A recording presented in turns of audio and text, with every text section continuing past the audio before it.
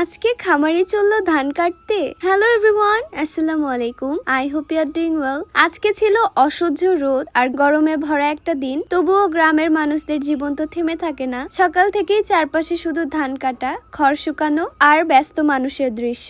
বাবা ফোন করে বলেছিল একটা ছাতা আর 2টা বস্তা নিয়ে যেতে, তাই সব গুছিয়ে বাবার কাছে রওনা দিলাম। প্রথমে আমরা চলে গিয়েছিলাম ঘাসের জমিতে। বাবা বেশিরভাগ সময় ঘাসের জমিতেই থাকে, কারণ বাবা বলে বাসায় বসে থাকার থেকে জমিতে থাকলে ঠান্ডা বাতাসও পাওয়া যায়, আবার গরুগুলোর জন্য কিছু ঘাসও কাটা যায়। আসলে খামারিদের জীবনটাই এমন, সব সময় চিন্তা থাকে নিজের গরু, বাছুর আর ছাগলগুলোকে নিয়ে। কি খাওয়ালে ভালো হবে, কিভাবে আরো স্বাস্থ্যবান হবে, কিভাবে পরিষ্কার পরিচ্ছন্ন রাখা যাবে, সারাদিন এসব নিয়েই ভাবনা। তাই বাবাকে বেশিরভাগ সময় জমিতেই পাওয়া যায়, আর আমি মাঝে মধ্যে বাবার জন্য ঠান্ডা শরবত বানিয়ে নিয়ে যাই। অনেকে হয়তো ভাবে আমার মা সারাদিন শুধু ক্যামেরা নিয়েই আমার পিছনে ঘোরে, কিন্তু একটা মায়ের সংসারে কত কাজ থাকে সেটা আসলে একটা মাই বুঝতে পারে। আমার মা সংসারের সব কাজ শেষ করে সবার খেয়াল রেখে তারপর এসে আমার ভিডিও করার জন্য সময় দেয়। শুধু আমার জন্য না, পুরো সংসারের জন্যই একজন মা নিজের সবকিছু উজাড় করে দেয়। আপনারাই বলেন, মা নামের মানুষটা কি কখনো বসে থাকতে পারে?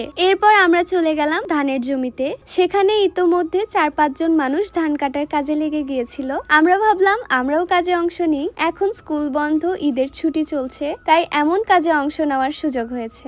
এবারই প্রথম ধান কাটার সময় আমি পুরোপুরি উপস্থিত থাকতে পারলাম। আগে যখন ধান কাটার সময় আসতো তখন স্কুল নিয়েই ব্যস্ত থাকতাম, কিন্তু এবার সুযোগ পেয়েছি তাই নিজেও ধান কাটলাম। কাদার ভিতরে দাঁড়িয়ে ধান কাটা আসলেই অনেক কষ্টের কাজ, কিন্তু সবাই মিলে কাজ করলে কষ্টটাও যেন ভাগাভাগি হয়ে যায়। আর ধানের যে গন্ধ, মনে হয় পুরো গ্রামের বাতাসে একটা আলাদা মায়া মিশে আছে। অনেকে হয়তো বলবে নতুন নতুন করছো তাই ভালো লাগছে, যারা প্রতিদিন করে তারাই বোঝে কষ্ট। হ্যাঁ, কষ্ট তো অবশ্যই আছে, কিন্তু আমি যদি শুধু কষ্টের কথাই বলি তাহলে এই সুন্দর মুহূর্তগুলো আপনাদের সাথে ভাগাভাগি করব কিভাবে? মানুষের মধ্যে কিছু মানুষ আছেই যাদের কাজ শুধু অন্যের ভুল ধরা। তাদের কথা কখনো গায়ে লাগাবেন না, কারণ কেউই পৃথিবীতে পরিপূর্ণ না। মানুষ ভুল করেই শেখে, নিজেকে ভালো করার চেষ্টা করে, তার পিছনেই দেখবেন কিছু মানুষ ভুল খুঁজতে ব্যস্ত হয়ে যায়। কিন্তু তাই বলে থেমে গেলে চলবে না, নিজেকে আরো ভালো করার চেষ্টাটা চালিয়ে যেতে হবে। যাই হোক, আজকে বাবা মেয়ের একসাথে ধান কাটার এই মুহূর্তগুলো আপনাদের কেমন লাগলো?